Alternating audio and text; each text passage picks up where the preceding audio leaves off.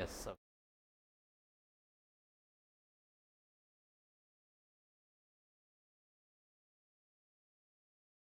Yes, clear.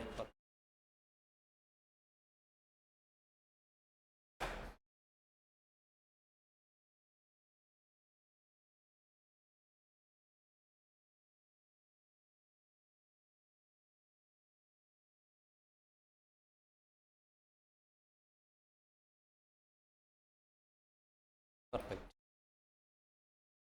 So guys last క్లాస్లో ఏం చేస్తాం మనం మెయిన్గా పార్ట్ 2లోకి ఎంటర్ అయ్యాం. పార్ట్ 2లో so expired cost, unexpired cost అంటే ఏంటో చూసాం. పీరియడ్ కాస్ట్, ప్రోడక్ట్ కాస్ట్ అంటే ఏంటో చూసాం. ఎక్స్పైర్డ్ కాస్ట్ని ఎప్పుడు అంటాం? There are 2 conditions. Cost incur అయి ఉండాలి, ఇంకర్ అయి ప్రోడక్ట్ మీద కాస్ట్ ఇంకర్ అయి ఉండాలి, ప్లస్ దాని మీద అమౌంట్ రికవరీ కూడా చేసుకుని ఉండాలి. ఎప్పుడైతే అమౌంట్ ఇంకర్ అయ్యి రికవర్ చేసుకున్నామో we call it as expired cost. ఎప్పుడైతే అమౌంట్ ఇంకర్ అయ్యాము బట్ అది సేల్ అవ్వకుండా క్లోజింగ్ స్టాక్లో ఉండిపోయింది ప్రోడక్ట్, ఇంకా అంటే మనం రికవరీ చేసుకోలేదు అని. So in such cases we call it as unexpired cost. దీని తర్వాత ఏం డీల్ చేస్తాం? Period cost, product cost. దాని మీద ఒక క్వశ్చన్ కూడా సాల్వ్ చేసాం మనము. పీరియడ్ కాస్ట్ అంటే ఏంటి? What ever the expenses you incurred in non manufacturing departments. So మీరు నాన్ మ్యానుఫ్యాక్చరింగ్ డిపార్ట్మెంట్లో ఇంకర్ అయ్యే ప్రతి కాస్ట్ని పీరియడ్ కాస్ట్ అంటాం. మ్యానుఫ్యాక్చరింగ్ డిపార్ట్మెంట్లో ఇంకర్ అయ్యే ప్రతి కాస్ట్ని ప్రోడక్ట్ కాస్ట్ అంటాం. సో ఇది ఓవరాల్గా మనం నిన్న చూసుకున్న main concept. So now what is mean by direct cost, what is mean by indirect cost అనేది నేర్చుకోవాలి. ఇప్పుడు క్లాసిఫికేషన్ అనేది ఫిక్స్డ్ అయిపోయింది, వేరియబుల్ అయిపోయింది, ఎక్స్పైర్డ్ అయిపోయింది, అన్ఎక్స్పైర్డ్ అయిపోయింది, పీరియడ్ అయిపోయింది, ప్రోడక్ట్ అయిపోయింది. ఇప్పుడు డైరెక్ట్, ఇండైరెక్ట్. నా కాన్సెప్ట్ ఏది డైరెక్ట్ కాస్ట్, ఏది ఇండైరెక్ట్ కాస్ట్, డైరెక్ట్ కాస్ట్ ఏది, ఇండైరెక్ట్ కాస్ట్ ఏది, దీని గురించి అనలైజ్ చేయాలి. చేద్దాం ఎలా ఐడెంటిఫై చేయాలన్నది. సో గైస్ నేను ఒక బెంచ్ని మ్యానుఫ్యాక్చర్ చేశాను. అంటే ఒక వర్కర్తో బెంచ్ని మ్యానుఫ్యాక్చర్ చేస్తున్నాను. ఈ బెంచ్ని మ్యానుఫ్యాక్చర్ చేసినందుకు గాను I need to pay 500 rupees to him as a wage. ఇది డైలీ వేజ్. ఈరోజు బెంచ్ మ్యానుఫ్యాక్చర్ చేశాడు, 500 రూపీస్ తీసుకుంటాడు, వెళ్ళిపోతాడు. ఇలా నా దగ్గర 100 మెంబర్స్ వర్కర్స్ ఉన్నారు. నా దగ్గర 100 మెంబర్స్ వర్కర్స్ ఉన్నారు. సో 100 మెంబర్స్ వర్కర్స్ ఒక్కొక్కరు ఒక్కో బెంచ్ని మ్యానుఫ్యాక్చర్ చేస్తారు. They will take 500 rupees at the evening. Nothing but work complete అవ్వగానే 500 రూపీస్ని తీసుకుంటారు, వెళ్ళిపోతారు. సో ఇప్పుడు పర్టికులర్గా నాకు సెకండ్ బెంచ్ మ్యానుఫ్యాక్చర్ చేయడానికి ఎంత అయింది అంటే డెఫినెట్గా నేను 500 రూపీస్ అని చెప్పగలను, ఎందుకంటే 500 రూపీసే పే చేశాను నేను. ఇది ఒక టైప్ ఆఫ్ ఎక్స్పెన్స్ నేను ఇంకర్ అవుతున్నది. Second type of expense 100 members ఉన్నారు కాబట్టి వీళ్ళని అందరినీ అబ్జర్వ్ చేయడానికి డెఫినెట్గా నేను ఒక సూపర్వైజర్ని అపాయింట్ చేస్తాను. సూపర్వైజర్ వర్క్ ఏంటి? ప్రోడక్ట్స్ని ప్రొడ్యూస్ చేయడమా? కాదు. అందరు వర్కర్స్ని మానిటర్ చేయడం, అందరూ కరెక్ట్గా వర్క్ చేస్తున్నారా లేదా అని టైం టు టైం మానిటర్ చేస్తూ ఉంటాడు. సో సూపర్వైజర్కి పర్ డేకి నేను 1000 రూపీస్ ఇస్తాను. సూపర్వైజర్కి పర్ డేకి 1000 రూపీస్ ఇస్తాను. సో ఈరోజు 100 బెంచెస్ మ్యానుఫ్యాక్చర్ చేశాను. అందులో సూపర్వైజర్కి ఈచ్ బెంచ్ మ్యానుఫ్యాక్చర్ చేసిన పర్సన్కి 500 రూపీస్ ఇచ్చాను, సూపర్వైజర్కి 1000 రూపీస్ ఇచ్చాను. ఇప్పుడు నాకు కావాల్సింది ఏంటంటే సెకండ్ బెంచ్ మ్యానుఫ్యాక్చర్ చేసినందుకు ఎంత కాస్ట్ ఇంకర్ అయిందో తెలియాలి నాకు. ఎలా తెలుస్తుంది సెకండ్ బెంచ్ మ్యానుఫ్యాక్చర్ చేయడానికి ఎంత కాస్ట్ ఇంకర్ అయింది అనేది? అల్టిమేట్గా నేను ఒక పర్సన్కి 500 రూపీస్ ఇచ్చాను, ప్లస్ ఇంకో పర్సన్కి 1000 రూపీస్ ఇచ్చాను. ఆ 1000లో ఎంత పోర్షన్ మనము ఈ సెకండ్ బెంచ్కి ఛార్జ్ చేయాలన్నది క్వశ్చన్ మార్క్. మీరు ట్రై చేయండి, ఎంత అమౌంట్ ఛార్జ్ చేయాలి సెకండ్ బెంచ్కి, ఎక్స్ట్రా అమౌంట్ 1000 రూపీస్లో. నేను ఓవరాల్గా 100 బెంచెస్ మ్యానుఫ్యాక్చర్ చేశాను ఈరోజు. అందులో సెకండ్ బెంచ్కి మ్యానుఫ్యాక్చర్ చేయడానికి నాకు ఎంత కాస్ట్ అయిందో కావాలి. అల్టిమేట్లీ సెకండ్ బెంచ్ మ్యానుఫ్యాక్చర్ చేసినందుకు 500 రూపీస్ ప్లస్ సూపర్వైజర్కి 1000 రూపీస్ ఛార్జ్ చేశాను. ఆ 1000 రూపీస్తో ఎంత అమౌంట్ సెకండ్ బెంచ్కి ఛార్జ్ చేయాలి నేను? రైట్ ఆన్సర్ రైట్ అవుతుందా రాంగ్ అవుతుందా సెకండరీ. నేను చెప్పాను కదా, మీరు ఇలాగే ఉంటే అందరూ కాదు కానీ కొంతమంది రెస్పాండ్ అవ్వకుండా ఉంటే మాత్రం యూజ్ ఉండదు.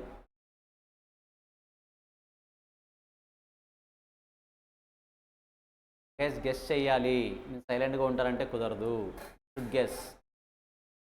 లేదు సార్ మీరు మమ్మల్ని పట్టించుకోవద్దండి, మీ క్లాస్ మీరు చెప్పుకుంటూ వెళ్ళిపోండి అంటే I'm ready for that. 500 rupees. Why 500? I know the reason by 500.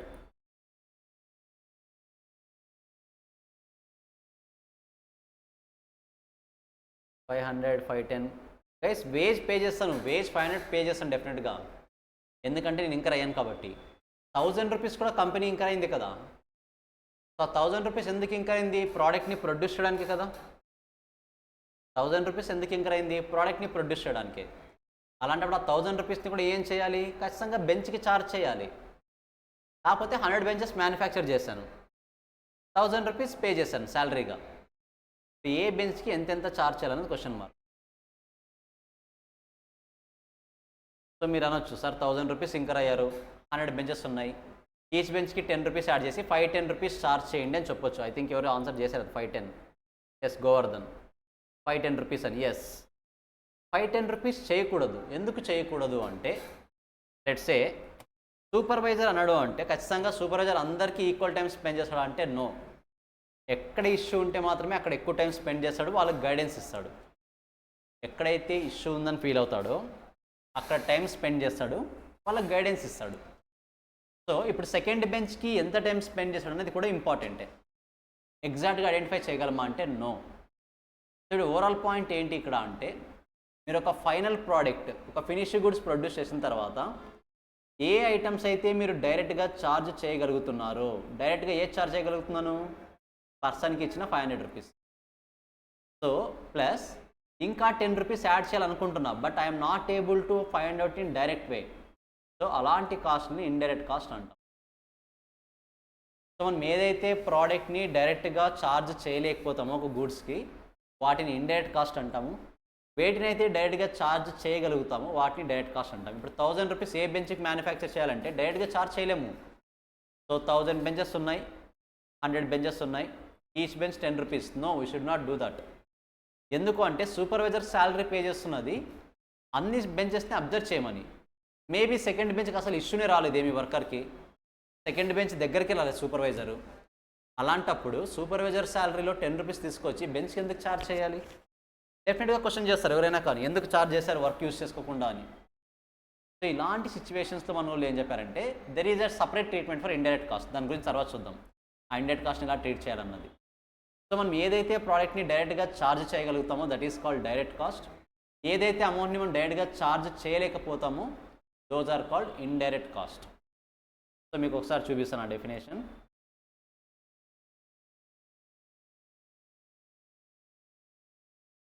Direct.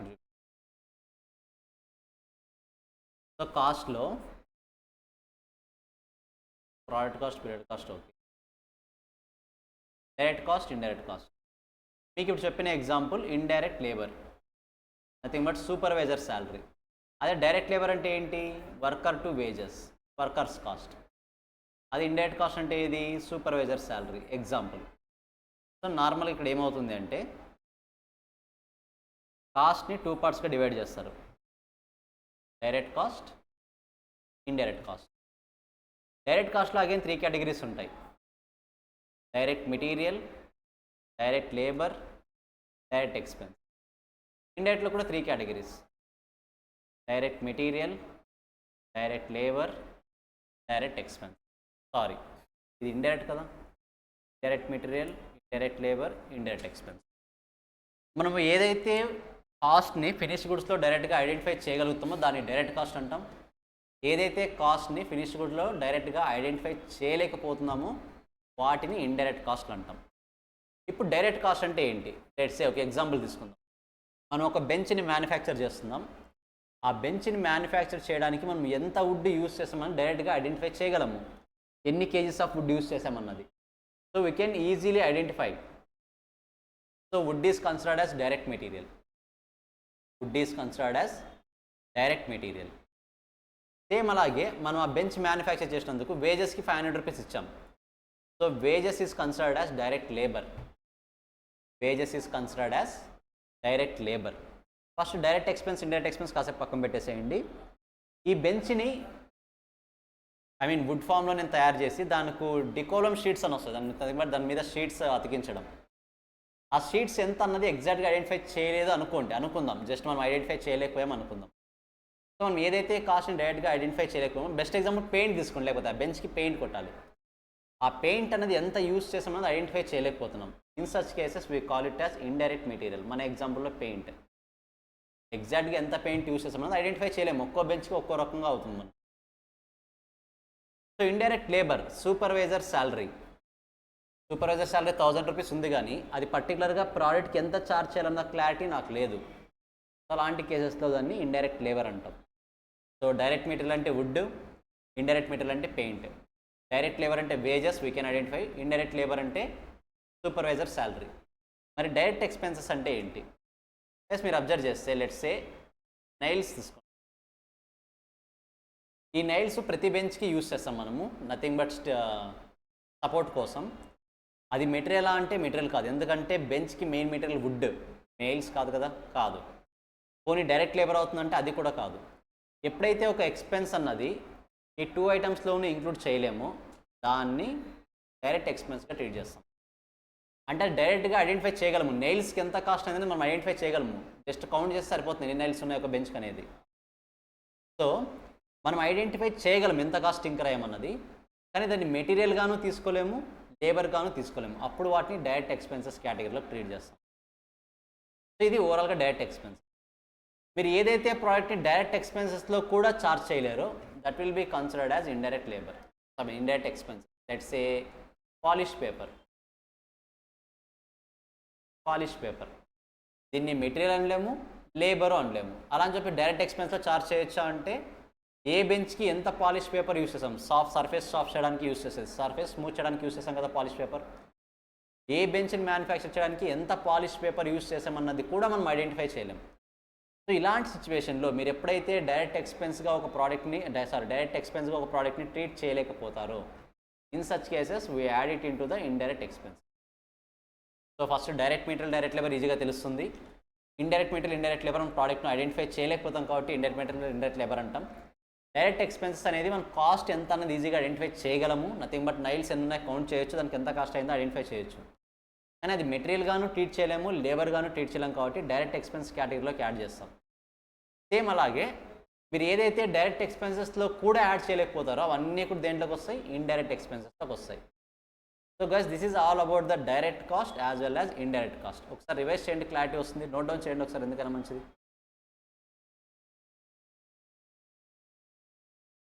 Note it down once.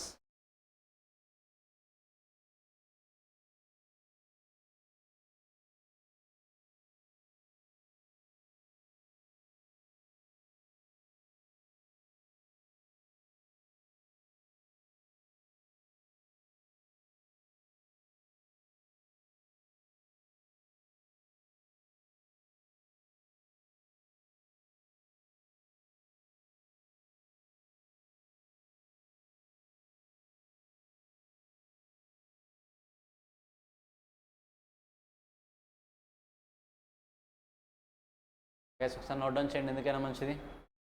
ఇప్పుడు మేబీ ఈజీగా అనిపించవచ్చు, తర్వాత కన్ఫ్యూజ్ అవుతారు మీరే.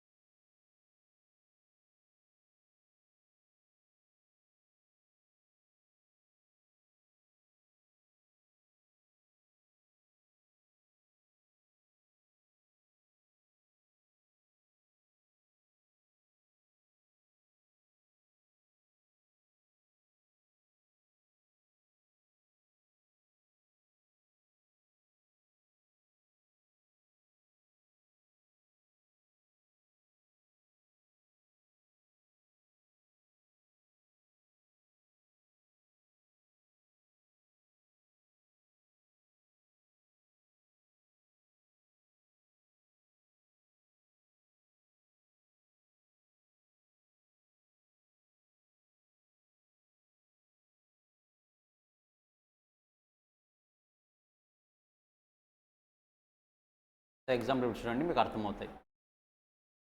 Direct material directly identified in the finished goods, that is example wood. మన ఎగ్జాంపుల్లో directly identified in the finished goods. Direct labour అంటే ఏంటి? Directly related to finished goods, workers cost. అంటే మనం ఫినిష్డ్ గుడ్స్తో ఈజీగా వీటిని ఐడెంటిఫై చేయొచ్చు. డైరెక్ట్ ఎక్స్పెన్స్ అంటే ఏంటి?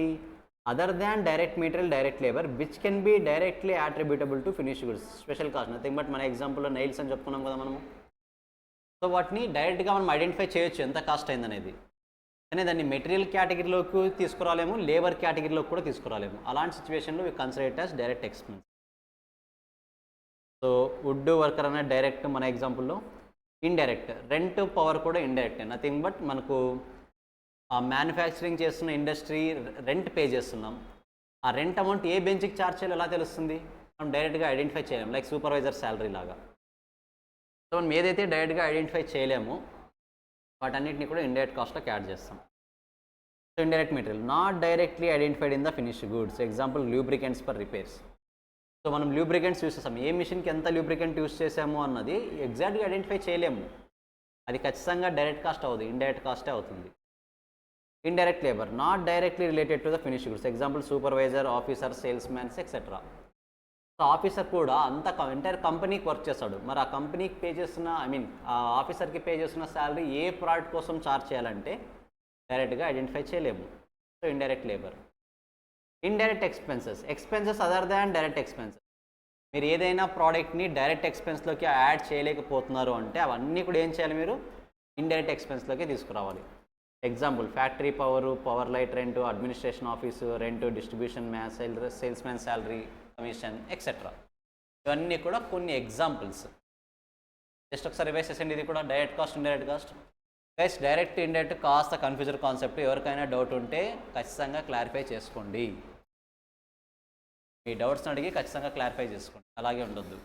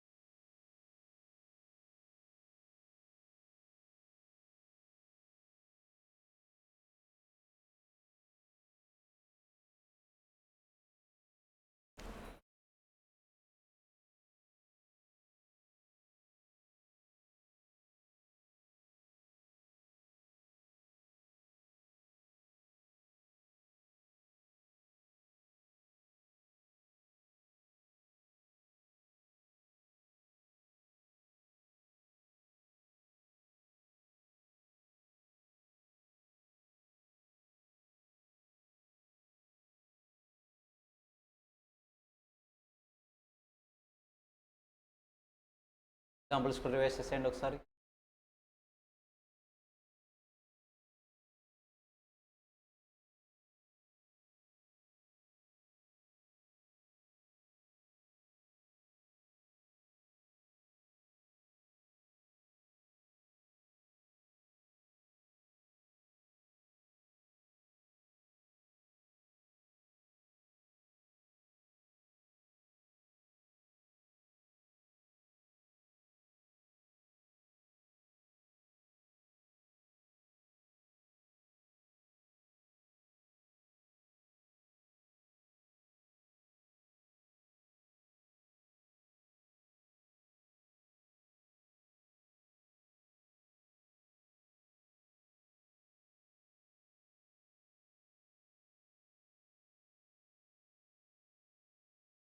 సో అగైన్ కొన్ని ఎగ్జాంపుల్స్ ఇచ్చారు మీకు, పీరియడ్ కాస్ట్, ప్రోడక్ట్ కాస్ట్ అవన్నీ. అవి రిపీటెడ్గా అయ్యాయి, నాట్ రిక్వైర్డ్ అగైన్. సరే నెక్స్ట్ వేరియబుల్ కాస్ట్ అంటే ఏంటో చూసాం, ఫిక్స్డ్ కాస్ట్ అంటే ఏంటో చూసాం. So number of units increase అవుతున్నా సరే, డిక్రీజ్ అవుతున్నా సరే, పేమెంట్ అన్నది కాన్స్టాంట్గా ఉంటుంది. ఏది? ఇది fixed cost. Number of units increase అయితే ఇంక్రీజ్ అవుతుంది, నంబర్ ఆఫ్ యూనిట్స్ డిక్రీజ్ అయితే డిక్రీజ్ అవుతుంది. ఇదే కాస్ట్ వేరియబుల్ కాస్ట్. సో ఈ 2 టైప్ ఆఫ్ ఎక్స్పెన్సెస్ కాకుండా, ఈ 2 టైప్స్ ఆఫ్ కాస్ట్ కాకుండా ఇందులో ఇంకొక కాస్ట్ ఉంటుంది, అదే semi variable cost. Semi variable cost ఏంటి? సెమీ వేరియబుల్ కాస్ట్ అంటే బెస్ట్ ఎగ్జాంపుల్ మీకు ఎలక్ట్రిసిటీ బిల్. ఎలక్ట్రిసిటీ బిల్ ఏమవుతుంది? జనరల్గా మీరు ఎక్కువ యూనిట్స్ కన్జ్యూమ్ చేస్తే ఎక్కువ కాస్ట్ అవుతుంది, తక్కువ యూనిట్స్ కన్జ్యూమ్ చేస్తే తక్కువ కాస్ట్ అవుతుంది. మరి అలాంటప్పుడు ఇది వేరియబుల్ కాస్ట్ క్యారెక్టరిస్టిక్స్ కదా. దీన్ని సెమీ వేరియబుల్ కాస్ట్ ఎందుకు అంటున్నాము అంటే, మీరు ఒకవేళ అసలు ఎలక్ట్రిసిటీని యూజ్ చేయకపోతే you will get the fixed charge of 80 rupees. 17 18 ఉంటుంది, స్టేట్ని బట్టి మారుతూ ఉంటుంది. అంటే మీరు పవర్ యూజ్ చేసినా యూజ్ చేయకపోయినా 80 రూపీస్ అనేది మినిమం బిల్ వస్తుంది, ఫిక్స్డ్ కాస్ట్. దాని తర్వాత మీరు ఎక్కువ యూజ్ చేస్తే ఎక్కువ కాస్ట్ వస్తుంది, తక్కువ యూజ్ చేస్తే తక్కువ కాస్ట్ వస్తుంది. అంటే ఎలక్ట్రిసిటీ బిల్లులో 2 కాస్ట్లు కూడా కంబైన్డ్గా ఉన్నాయి. That's why it is called semi variable cost or semi fixed cost అన్నా కూడా ఒకటే. సెమీ వేరియబుల్ కాస్ట్ అన్నా సెమీ ఫిక్స్డ్ కాస్ట్ అన్నా రెండు కూడా ఒకటే, వాళ్ళు ఏ వర్డ్ అయినా యూజ్ చేయొచ్చు. సో సెమీ వేరియబుల్ కాస్ట్ అంటే it is the combination of both fixed and variable. చూడండి ఇక్కడ మనకి ఇవన్నీ తెలిసిందే. Variable varies in total production, do not vary in total production. Examples ఇచ్చారు. So variable cost per unit constant, in total changes. Fixed cost in total constant, per unit changes అన్నీ discuss చేసింది. ఇప్పుడు semi variable cost mixture of both variable and fixed cost. Mixture of both variable and fixed cost అంటే variable cost characteristics ఉంటాయి, fixed cost characteristics ఉంటాయి. ఎప్పుడైతే variable cost characteristics fixed cost characteristics add అవుతాయో we call it as semi variable cost. So now how to identify this? దీన్ని ఎలా identify చేయాలి మనం? So ఒక పర్టికులర్ కాస్ట్ని సెమీ వేరియబుల్ కాస్ట్ని ఎలా ఐడెంటిఫై చేయాలి? It's very simple. ఫస్ట్ మీరు ఏం చేయాలంటే let's say 1000 units, 2000 units.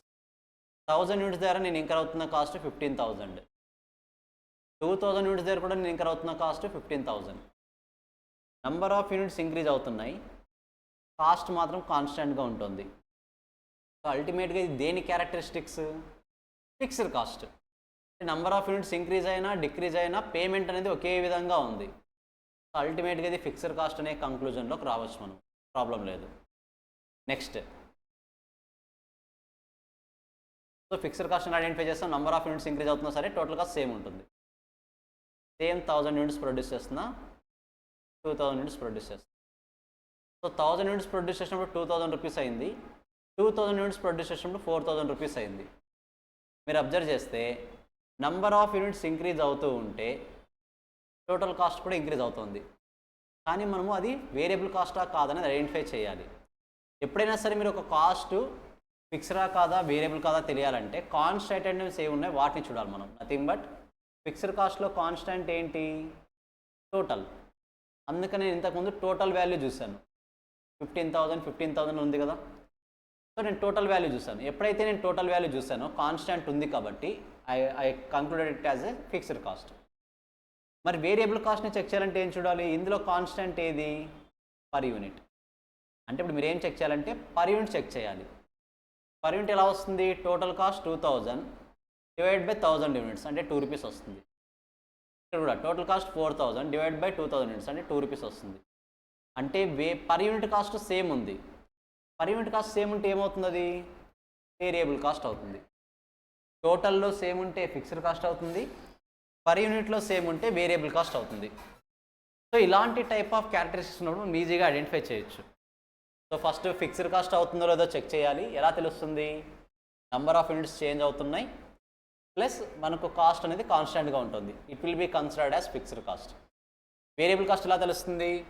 Number of units change అవుతున్నాయి, టోటల్ కాస్ట్ కూడా చేంజ్ అవుతుంది. అప్పుడు మనం ఏం ఐడెంటిఫై చేయాలి? పర్ యూనిట్ ఐడెంటిఫై చేయాలి. పర్ యూనిట్ సేమ్ ఉందా? It is also considered as variable cost. But ఇప్పుడు ఇచ్చిన ఎగ్జాంపుల్ చూడండి. ఇప్పుడు మనకి ఇచ్చిన ఎగ్జాంపుల్ అది ఫిక్స్డా వేరియబులా సెమీ వేరియబుల్ ఐడెంటిఫై చేయాలి. ఎలా ఐడెంటిఫై చేయాలి? నంబర్ ఆఫ్ యూనిట్స్ చేంజ్ అవుతున్నాయి, టోటల్ కాస్ట్ సేమ్ ఉందేమో చూడండి. సేమ్ ఉంది అంటే డెఫినెట్గా అది ఫిక్స్డ్ కాస్టే. 1000 యూనిట్స్ దగ్గర 16,000 రూపీస్ అవుతుంది, 2000 యూనిట్స్ దగ్గర 24,000 రూపీస్ అవుతుంది. అంటే డెఫినెట్గా ఇది ఫిక్స్డ్ కాస్ట్ అయితే కాదు. ఎందుకు? టోటల్ సేమ్ లేదు కాబట్టి. టోటల్ సేమ్ అంటే ఫిక్స్డ్ కాస్ట్ డౌట్ లేదు. సో ఇది ఫిక్స్డ్ కాస్ట్ కాదు అని డిసిషన్ అయితే వచ్చాం మనము. ఫిక్స్డ్ కాస్ట్ కాదు అన్నంత మాత్రాన అది వేరియబుల్ కాస్ట్ అవుతుందా అంటే no, we need to check. Variable cost ఎలా చెక్ చేయాలి? పర్ యూనిట్ క్యాలిక్యులేట్ చేసి చెక్ చేయాలి. ఎలా వస్తుంది per unit? Total cost divide by number of units, అంటే 16,000 డివైడ్ బై 1000, 10 రూపీస్. ఇది పర్ యూనిట్ ఎలా వస్తుంది? 24,000 డివైడ్ బై 2000, అంటే 12 రూపీస్ వస్తుంది. మీరు అబ్జర్వ్ చేస్తే పర్ యూనిట్ కూడా సేమ్ లేదు, అంటే ఇది వేరియబుల్ కాస్ట్ కూడా కాదు. ఒకవేళ పర్ యూనిట్ క్యాలిక్యులేషన్ మీకు సేమ్ వచ్చిందా, it is considered as variable cost. Very simple. Total same ఉందా, fixed cost. Per unit same ఉందా, వేరియబుల్ కాస్ట్. ఇవి రెండు సాటిస్ఫై అవ్వలేదంటే then we should come to the conclusion that it is a semi variable cost. It is a semi variable cost. Semi variable cost అంటే ఏమని చెప్పాం? It is the combination of both fixed as well as variable. కానీ ఇప్పుడు మనము ఈ combination ఉందని చెప్తున్నాం కదా, ఫిక్స్డ్ వేరియబుల్. ఎంత ఫిక్స్డ్ ఎంత వేరియబుల్ అనేది ఐడెంటిఫై చేయాలి. ఎంత ఫిక్స్డ్ కాస్ట్ ఇందులో? నథింగ్ బట్ 16,000లో ఫిక్స్డ్ ఎంత, 16,000లో వేరియబుల్ ఎంత, ఆ అమౌంట్ని మనము ఐడెంటిఫై చేయాలి. అలా ఐడెంటిఫై చేయాలి అంటే ఫస్ట్ మనము we have a formula that is variable cost per unit. ఎలా వస్తుందంటే మీకు కింద ఉంటుంది formula, variable cost per unit. Change in total cost by change in number of units. Change in total cost, రెండింటి మధ్య డిఫరెన్స్ ఎంత? 8,000 divide by change in number of units 1000, అంటే 8 rupees per unit. 8 rupees per unit అనేది ఏంటి? Variable cost per unit. అంటే ఒక ప్రోడక్ట్ని produce చేయడానికి మనం ఇంకర్ అయ్యే వేరియబుల్ కాస్ట్. ఇప్పుడు దీన్ని బేస్ చేసుకొని మనం ఫిక్స్డ్ ఎంత వేరియబుల్ ఎంత ఐడెంటిఫై చేయొచ్చు. ఎలా ఐడెంటిఫై చేసి చూడండి. నేను అట్ 1000 యూనిట్స్ దగ్గర తీసుకుంటున్నా. At 1000 units cost is 16,000. ఈ కాస్ట్ మనకి ఏవి ఉంటాయి? వేరియబుల్ కాస్ట్ ఉంటుంది, ఫిక్స్డ్ కాస్ట్ ఉంటుంది. సో ఇప్పుడు ఇందులో నేను వేరియబుల్ కాస్ట్ని ఐడెంటిఫై చేయడానికి స్కోప్ ఉంది. ఎలా? పర్ యూనిట్కి 8 రూపీస్, అలా 1000 యూనిట్స్ ప్రొడ్యూస్ చేస్తున్నాను కాబట్టి 8,000. పర్ యూనిట్ 8 రూపీస్ అని తెలుసు variable cost per unit by using the formula. అలా నేను 1000 యూనిట్స్ ప్రొడ్యూస్ చేస్తున్నా. So it is 8,000. Total cost 16,000, అందులో 8,000 వేరియబుల్ కాస్ట్ అయితే ఫిక్స్డ్ కాస్ట్ ఎంత అవుతుంది? 8,000. So fixed cost is 8,000, variable cost is also 8,000. ఎందుకు సార్ మీరు 1000 దగ్గర తీసుకున్నారు అంటే మీరు 2000 దగ్గర కూడా తీసుకోండి, సేమ్ ఆన్సర్ వస్తుంది. సో 2000 దగ్గర కూడా చేస్తాను. At 2000 units total cost is 24,000. ఇందులో కూడా ఫిక్స్డ్ ఉంది, వేరియబుల్ ఉంది. ఫస్ట్ ఏం ఐడెంటిఫై చేయాలి మనము? వేరియబుల్. ఎలా ఐడెంటిఫై చేస్తాం? 2000 యూనిట్స్, ఈచ్ వన్ కాస్ట్ ఎంత? 8 rupees, 16,000 rupees. Total cost 24. 24లో 16 variable అయితే ఫిక్స్డ్ ఎంత అవుతుంది? 8,000. ఫిక్స్డ్ కాస్ట్ సేమ్ ఉందా లేదా? So fixed cost is 8,000, variable cost per unit is 8 rupees. So guys, this is how you need to calculate the semi variable cost. So semi variable cost is the both combination of fixed and variable. ఇప్పుడు fixed cost ఎంత అంటే 8,000, ఎందుకంటే fixed cost ఎప్పుడు టోటల్లో చెప్తాం. Variable cost ఎంత అంటే variable cost ఎప్పుడైనా సరే యూనిట్లో చెప్తాం కాబట్టి 8 rupees. So guys, this is all about the semi variable cost. I hope clarity వచ్చింది అనుకుంటున్నాను. ఒకవేళ కన్ఫ్యూజన్ ఉంటే ఫస్ట్ ఒకసారి నోట్ డౌన్ చేసి అనలైజ్ చేయండి. If you have any doubts, yes మీరు అడిగితే నేను ఇంకోసారి క్లారిఫికేషన్ ఇస్తాను ఏ పాయింట్ డౌట్ ఉందో. Just note it down once. మీరు 2000 యూనిట్స్ దగ్గర చేసినా 1000 యూనిట్స్ దగ్గర చేసినా సేమ్ ఆన్సరే వస్తుంది. మీరు ఏది చేసినా ఓకే, సేమ్ ఆన్సరే వస్తుంది.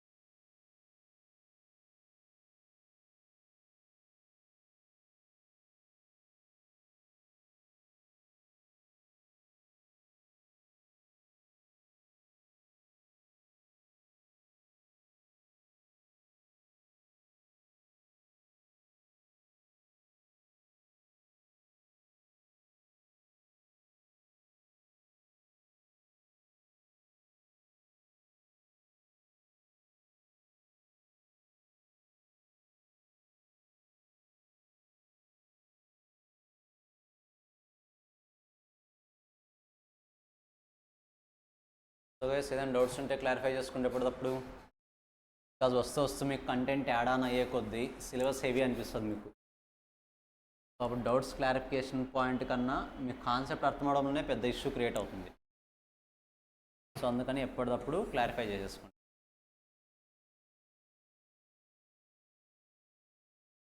క్లియర్గా నోట్ డౌన్ చేసుకోండి.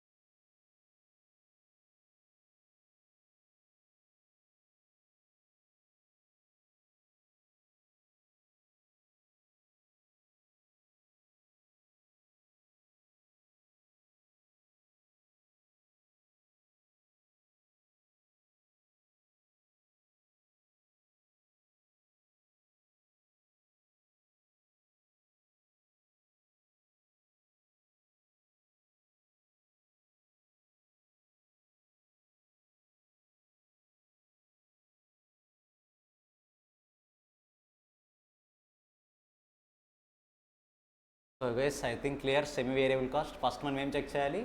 కాన్స్టెంట్ ఐటమ్స్ని చెక్ చేయాలి. Fixed cost in total constant అని తెలుసు, variable cost per unit constant అని తెలుసు.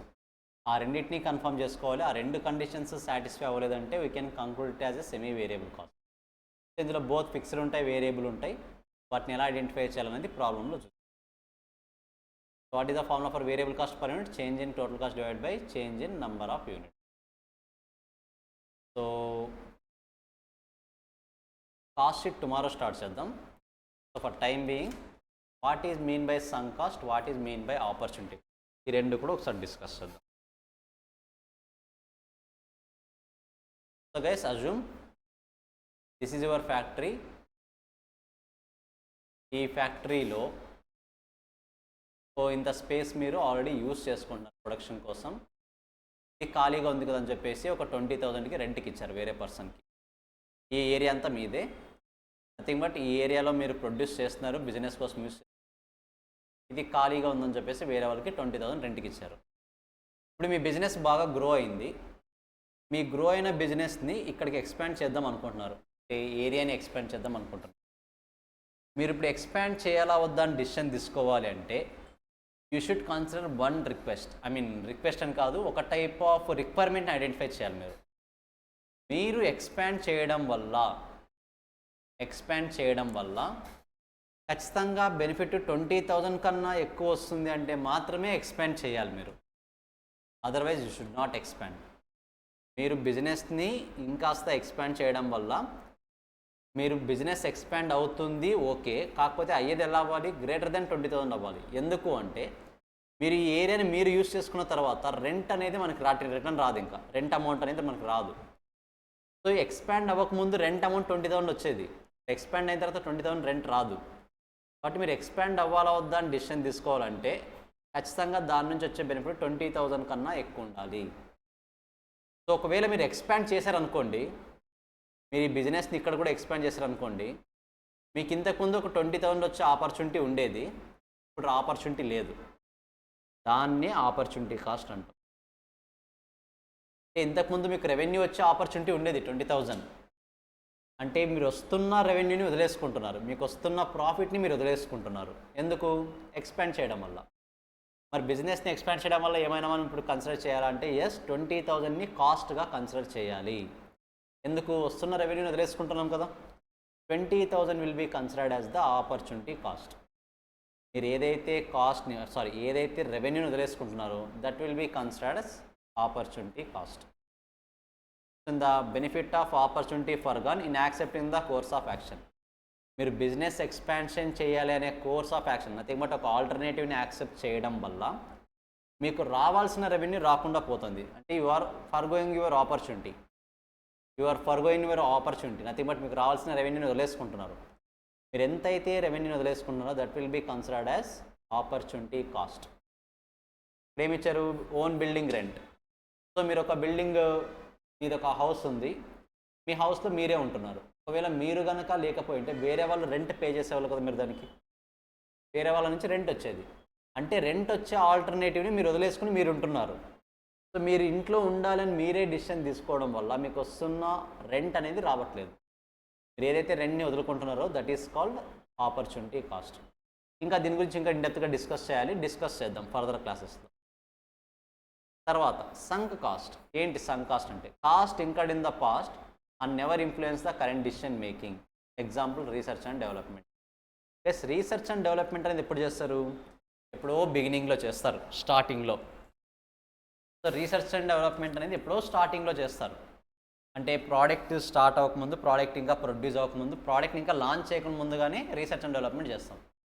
ఒక 20 years తర్వాత మనం ఇంకో ప్రోడక్ట్ని లాంచ్ చేయాలని చూస్తున్నాం. ఇంకో ప్రోడక్ట్ని లాంచ్ చేయాలా వద్దా అని చూస్తున్నప్పుడు 20 years బ్యాక్ ఇంకా రీసెర్చ్ అండ్ డెవలప్మెంట్ కాస్ట్ గురించి ఆలోచించాల్సిన అవసరం ఉందా అంటే no, not required. So research and development cost అనేది మన ఫ్యూచర్ డిసిషన్ని ఏ విధంగా కూడా ఇన్ఫ్లుయెన్స్ చెయ్యదు. ఎప్పుడో పాస్ట్లో ఇంకర్ అయింటాం, అయిపోయింది కథ అక్కడికే. ఫ్యూచర్ డిసిషన్స్ని ఏ విధంగా కూడా ఇన్ఫ్లుయెన్స్ చేయదు, ఇంపాక్ట్ చేయదు, ఎఫెక్ట్ చేయదు. ఇలాంటి కాస్ట్లు ఏవైనా ఉన్నాయి అంటే we can consider it as the sunk cost. So purchase of asset కూడా, అసెట్ని ఎప్పుడో పర్చేస్ చేస్తాము, అసెట్ని యూజ్ చేసి ఎన్ని యూనిట్స్ ప్రొడ్యూస్ చేయాలని డిసిషన్ తీసుకోవాలి అనుకున్నప్పుడు అసెట్ ఎంత కొన్నారనేది పాయింట్లోకి రాదు. డిమాండ్ ఉందా లేదా, సప్లై చేయగలమనేది అది మాత్రమే చూస్తాం. సో ఎప్పుడో పాస్ట్లో ఇంకరైనా కాస్ట్ ఈ రోజు యొక్క ప్రొడక్షన్ని కానీ ఈ రోజు డిసిషన్ కానీ ఇన్ఫ్లుయెన్స్ చేస్తుందా అంటే ఖచ్చితంగా ఇన్ఫ్లుయెన్స్ చేయదు. That is called sunk cost. Opportunity cost influence చేస్తుంది. ఎలా ఇన్ఫ్లుయెన్స్ చేస్తుందో తర్వాత చూద్దాం. ఎలా ఇన్ఫ్లుయెన్స్ చేస్తుంది ఇక్కడే చూడండి ఒకసారి. నేను ఈ బిజినెస్ని ఎక్స్పాండ్ చేయాలని డిసిషన్ తీసుకోవాలి అంటే ఖచ్చితంగా ఆపర్చునిటీ కాస్ట్ ఇన్వాల్వ్ అవుతుంది. ఏం చెప్తుంది? నువ్వు ఎక్స్పాండ్ చేయాలనుకుంటే చెయ్యి, కానీ ఎక్స్పాండ్ చేయడం వల్ల 20,000 కన్నా ఎక్కువ బెనిఫిట్ వస్తుంది అంటేనే చెయ్యి, అదర్వైజ్ చేయొద్దు అంటుంది. ఎక్స్పాండ్ చేయడం వల్ల 20,000 కన్నా ఎక్కువ బెనిఫిట్ వస్తుంది అంటే మాత్రమే ఎక్స్పాండ్ చెయ్యి, అదర్వైజ్ ఎక్స్పాండ్ చేయొద్దు అని చెప్తోంది. దాని మీనింగ్ ఏంటి? డిసిషన్ మేకింగ్లో ఇది ఇన్వాల్వ్ అవుతోంది. డిసిషన్ మేకింగ్లో ఇన్వాల్వ్ అయ్యి ఎప్పుడు యాక్సెప్ట్ చేయాలి, ఎప్పుడు యాక్సెప్ట్ చేయకూడదు అనే పాయింట్ చెప్తోంది. కానీ సంక్ కాస్ట్ అలా కాదు. సో సంక్ కాస్ట్ లెట్స్ ఇక్కడ ఈ ఎగ్జాంపుల్లో సంక్ కాస్ట్, ఈ ల్యాండ్ మొత్తాన్ని మనము ఒక 10 lakhs కొన్నాం. నేను బిజినెస్ ఎక్స్పాండ్ చేయాలా వద్దా అని డిసిషన్ తీసుకోవాలి అంటే నేను 10 lakhs పెట్టి ల్యాండ్ కొన్నాను అనే పాయింట్ నాకు ఎక్కడ ఇన్ఫ్లుయెన్స్ చేయట్లేదు నా డిసిషన్ని. 10 lakhs పెట్టి ల్యాండ్ కొన్నా ఓకే, ఇప్పుడు ఎక్స్పాండ్ చేయాలా వద్దా అని డిసిషన్ తీసుకోవాలంటే 10 lakhs ఎక్కడ ఇన్వాల్వ్ అవ్వట్లేదు డిసిషన్ మేకింగ్లో. అదేమీ నా డిసిషన్ ఇన్ఫ్లుయెన్స్ చేయట్లేదు. కానీ ఆపర్చునిటీ కాస్ట్ ఇన్ఫ్లుయెన్స్ చేస్తుంది. Yes, you have to expand your business only if you get the money more than 20,000. Otherwise you should not expand your business because you will get the loss. So ఇలా influence అయ్యి మనకు guidance ఇవ్వగలిగితే that is called opportunity cost. అసలు ఇన్ఫ్లుయెన్సే చేయదు, దానివల్ల ఏమి impact ఉండదు అంటే that is called sunk cost. అవే ఆ 2 types ఆఫ్ కాస్ట్లు, sunk cost, opportunity cost. Controllable cost, uncontrollable cost అవి ఇప్పుడు కాదు, తర్వాత చూద్దాం. స్టాండర్డ్ కాస్టింగ్ అనే కాన్సెప్ట్ వస్తుంది, అక్కడ చూద్దాం. సో గైస్ ఫస్ట్ ఒక 2-3 minutes ఫస్ట్ మనం ఈరోజు తీసుకొస్తున్న అన్నీ ఒకసారి రివైజ్ చేసేయండి. సెమీ వేరియబుల్ కాస్ట్ చూసాం, డైరెక్ట్ కాస్ట్, ఇండైరెక్ట్ కాస్ట్ చూసాం, ప్లస్ ఆపర్చునిటీ కాస్ట్, సంక్ కాస్ట్ చూసాం. ఓవరాల్గా 4 కాన్సెప్ట్స్. ఏది డైరెక్ట్ కాస్ట్, ఏది ఇండైరెక్ట్ కాస్ట్, ఏది సెమీ వేరియబుల్ కాస్ట్, ఎలా ఐడెంటిఫై చేయాలి. అండ్ లాస్ట్ వన్ మనం డిస్కస్ చేసింది సంక్ కాస్ట్ అంటే ఏంటి, ఆపర్చునిటీ కాస్ట్ అంటే ఏంటి. సంక్ కాస్ట్ డిసిషన్ మేకింగ్ ఇన్ఫ్లుయెన్స్ చేయదు, ఆపర్చునిటీ కాస్ట్ డిసిషన్ మేకింగ్ని ఇన్ఫ్లుయెన్స్ చేస్తుంది. సో 4 పాయింట్స్ క్లియర్గా చదివేసండి. ఒకసారి ఏమైనా డౌట్స్ ఉంటే డిస్కస్ చేద్దాం. Read all 4 points.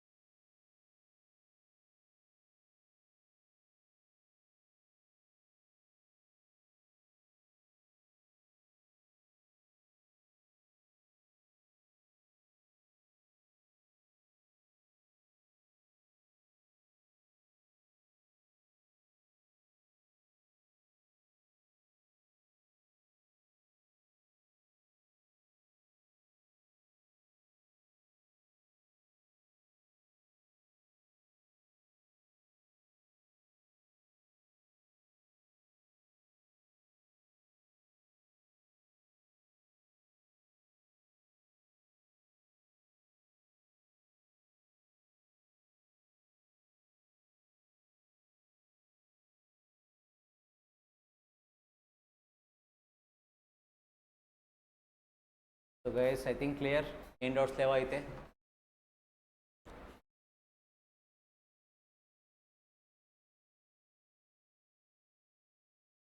So tomorrow మనం కాస్ట్ షీట్ స్టార్ట్ చేద్దాం.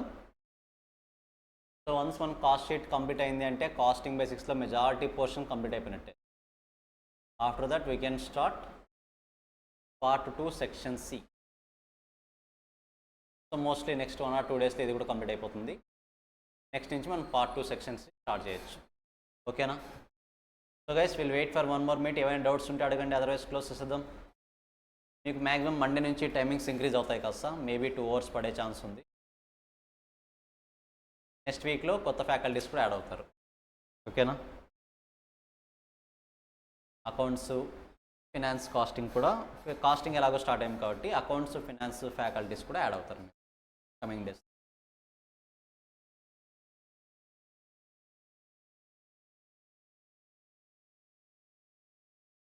So yes, I hope clear. So guys this is for the day. Sir క్లియర్గా రివైజ్ చేస్తానండి. మనకంతే డైలీ 3-4 కాన్సెప్ట్స్కి మించి ఎక్కువ కాన్సెప్ట్ అవ్వవు. సో డైలీ 3-4 కానీ మీరు క్యుములేటివ్గా చూస్తే చాలా ఎక్కువ అనిపిస్తాయి.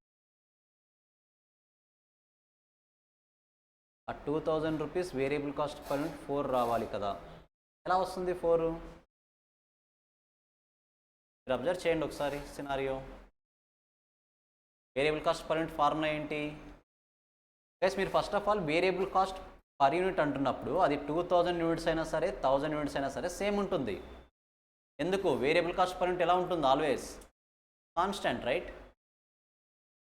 వేరియబుల్ కాస్ట్ పర్ యూనిట్ అనేది ఎప్పుడైనా సరే కాన్స్టెంట్గా ఉంటుంది. అది 2000 యూనిట్స్ అయినా సరే 4000 యూనిట్స్ అయినా సరే.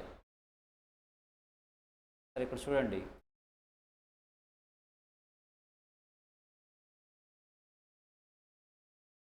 కాస్ట్ బిహేవియర్లో వచ్చింది కదా.